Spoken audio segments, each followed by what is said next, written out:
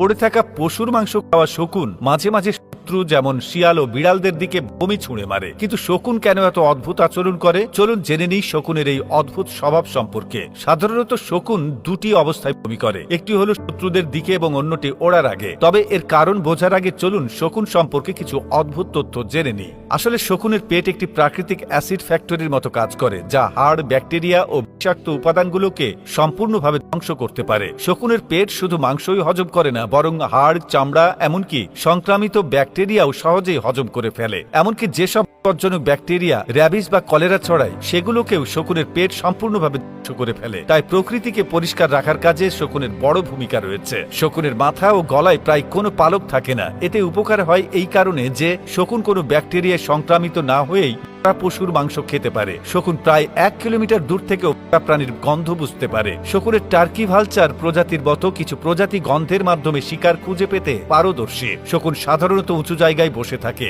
এবং যখনই প্রাণীর গন্ধ পায় তখন পুরো দল সেই জায়গায় পৌঁছে যায়। এরপর তারা প্রাণী খেয়ে ফেলে, যাতে সেই বিপজ্জনক ব্যাকটেরিয়া পৃথিবীতে বা মানুষের মধ্যে ছড়াতে না পারে। শকুনের সবচেয়ে আশ্চর্যজনক ব্যাপার হলো তারা কখনোই কোনো প্রাণীকে হত্যা করে না বা শিকার করে না। তারা শুধুমাত্র প্রাণীকেই খায়। যদি কোনো প্রাণী মৃত্যুর কাছাকাছি থাকে তবে শকুন তার চারপাশে ওড়াউড়ি করতে পারে, কিন্তু সে পুরোপুরি না মরা পর্যন্ত কখনো আক্রমণ করে না। অন্যদিকে বাজ বা চিলের মতো মাংসাশী পাখিদের নখ খুবই শক্তিশালী হলেও শকুনের নখ খুবই দুর্বল ও ফ্ল্যাট ধরনের হয়, তাই তারা শিকার করতে পারে না এবং কেবল মৃত প্রাণীর ওপরই নির্ভর করে। এখন আসা যাক শকুন কেন শিয়াল বা বিড়ালের মতো শত্রুদের ওপর বমি করে, আর সেই বমিতে এমন কি থাকে যে শত্রুরা সঙ্গে সঙ্গে পালিয়ে যায়। শকুন শিকারী প্রাণীদের উপর বমি করে কারণ এটি তাদের একটি অদ্ভুত কিন্তু কার্যকর আত্মরক্ষার কৌশল। যখন শকুন মনে করে যে কোনো শিয়াল বা অন্য কোনো মাংসাশী প্রাণী তাকে আক্রমণ করতে পারে, তখন সে ঘাবড়ে না গিয়ে নিজের পেটের অ্যাসিড যুক্ত পচা বমি দিকে ছুঁড়ে মারে। এই বমি শুধু দুর্গন্ধযুক্তই নয়, এতে